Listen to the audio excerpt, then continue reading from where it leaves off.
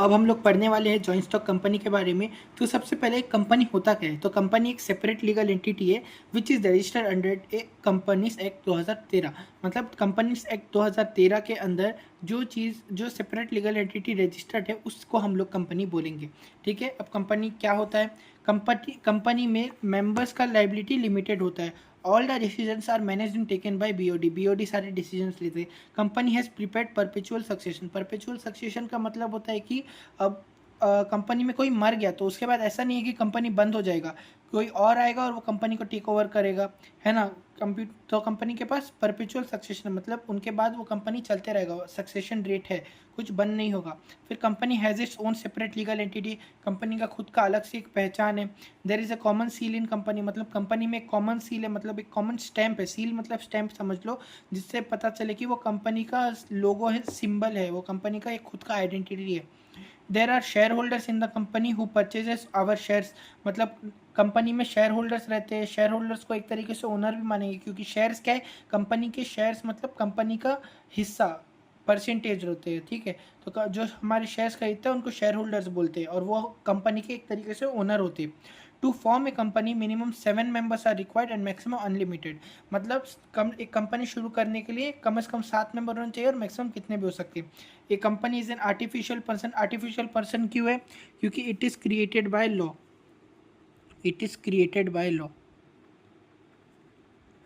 Company किसी को भी चाहे तो कंपनी किसी को भी चाहे तो उसके अगेंस्ट एफआईआर फायर कर सकती है ना।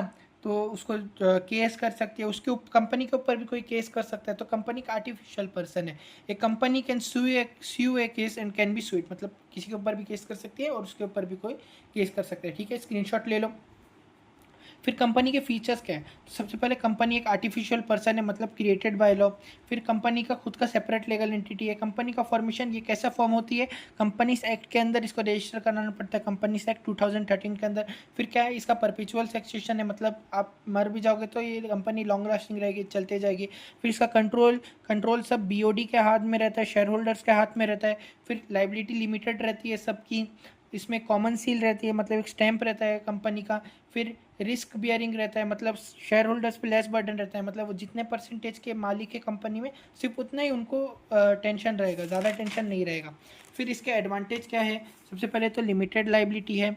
फिर ट्रांसफ़र ऑफ इंटरेस्ट कम है, मतलब आप जितना परसेंट आप पैसा लगाए हो सिर्फ उतने इंटरेस्ट दोगे इस कंपनी में। फिर परपेचुअल सक्सेशन है। इसका एक्सपेंशन का स्कोप ज़्यादा है, मतलब एक्सपेंड कर सकते हैं। फिर ये पूरा प्रोफेशनल तरीके से मैनेज होता है ना। फिर डिसएडवांटेज क्या है? कॉम्प्लेक्सिटी इन्फॉर्मेशन, फॉर्मेशन बनाने में बहुत पेपर वर्क लगता है, बहुत हार्ड है। फिर एक कंपनी में इतने सारे लोग हैं तो आप कभी सीक्रेट मेंटेन नहीं कर सकते। फिर इम्पर्सनल वर्क एनवायरनमेंट, मतलब सबको अपने अपने हिसाब से ही काम करने की आदत रहती है, तो वो एक कंपनी में ढलना थोड़ा मुश्किल रहता है। फिर उसके बाद न्यूमेरियस रेगुलेशन, मतलब इन्फिनाइट नंबर ऑफ रूल्स बना देंगे कि एम्प्लॉय को बर्डन हो जाएगा। डिसीजन मेकिंग में डिले रहता है, क्योंकि सभी बोर्ड मेंबर्स, सभी डायरेक्टर्स का एग्री करना ज़रूरी होता है। कॉन्फ्लिक्ट्स इन इंटरेस्ट, मतलब सबके ख्यालात एक जैसे नहीं होते, तो वो आ जाते, डिफरेंसेस आ जाते हैं, तो लड़ाई हो जाती है कभी कभी। फिर टाइप्स ऑफ कंपनी, कंपनी कितने टाइप के रहते हैं? सबसे पहले private company, public company, 1% company. Private company वो कंपनी होती है जिसमें पब्लिक इन्वेस्ट नहीं कर सकती। पब्लिक कंपनी में पब्लिक इन्वेस्ट कर सकते हैं। प्राइवेट कंपनी के लास्ट में हम लोग प्राइवेट लिमिटेड लिखते हैं, पब्लिक कंपनी के लास्ट में हम लोग लिमिटेड लिखते हैं। प्राइवेट कंपनी में कम से कम 2 मेंबर और मैक्सिमम 200 मेंबर चाहिए, और एक पब्लिक कंपनी में कम से कम 7 मेंबर और मैक्सिमम कितने भी इन्फिनिटी हो सकते हैं। प्राइवेट कंपनी में कम से कम 2 डायरेक्टर और मैक्सिमम 15 डायरेक्टर होने चाहिए, और पब्लिक कंपनी में कम से कम 3 डायरेक्टर और मैक्सिमम 15 डायरेक्टर हो सकते हैं। For growth private company become public. अगर प्राइवेट कंपनी को अपना बिजनेस एक्सपेंड करना है और ज़्यादा ग्रो करना है, तो ग्रोथ के लिए प्राइवेट कंपनी अपने आप को पब्लिक कंपनी बना देते हैं, मतलब वो अपने शेयर्स पब्लिक को भी इशू कर देते हैं। समझ गए? फिर आता है 1% कंपनी। 1% कंपनी एक वो कंपनी है जिसमें एक अकेला आदमी ओनर होता है। अब हम लोग इसके बारे में आगे पढ़ेंगे। तो सबसे पहले देख लीजिए प्राइवेट कंपनी क्या होते हैं, मैं बता चुका हूँ। Where public can not invest. इसका आखिरी में PVT.LTD लिखा रहता है। There must be 2 and maximum 200 members. Should be at least 2 and maximum 15 BOD. Okay, board of directors. Advantage क्या है?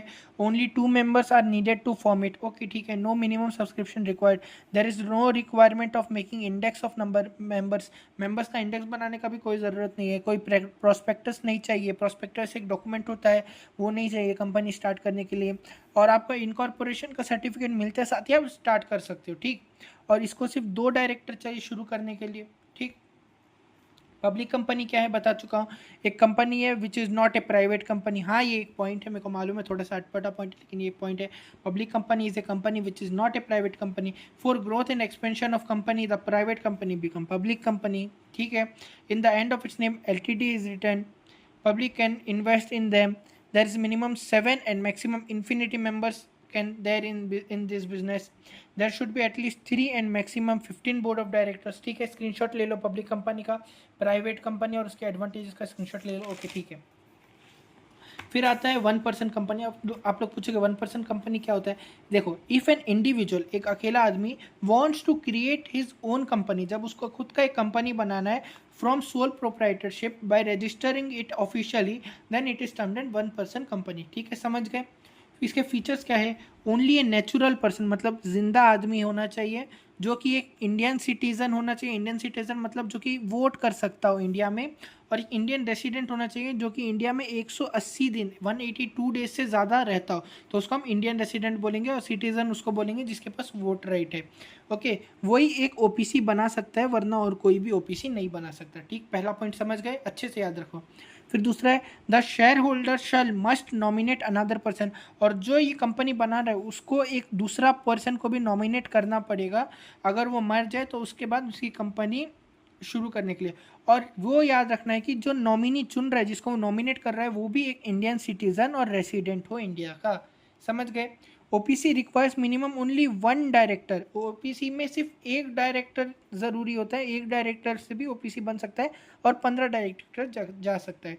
The sole share holder himself, जो शुरू कर रहा है ना, वो खुद भी एक डायरेक्टर बन सकता है. समझे. अब आप लोग बोलोगे सर ये तो सोल प्रोप्राइटरशिप जैसा है, तो 1% कंपनी में और सोल प्रोप्राइटरशिप में डिफरेंस क्या है. तो देखो, 1% company is better than sole proprietorship because, अब एडवांटेज भी यही है और ये बेटर क्यों है वो लिखा है. 1% कंपनी लाइबिलिटीज लिमिटेड, मतलब जो ओनर है उसका लाइबिलिटी यहाँ लिमिटेड रहता है, लेकिन सोल प्रोप्राइटरशिप में अनलिमिटेड लाइबिलिटी रहता है. 1% company will provide greater flexibility, आपको ज़्यादा फ्लेक्सिबिलिटी प्रोवाइड करेगी, लेकिन सोल प्रोप्राइटरशिप में आपको कोई फ्लेक्सिबिलिटी नहीं है. इतना ही तक था आपका चैप्टर. Thank you.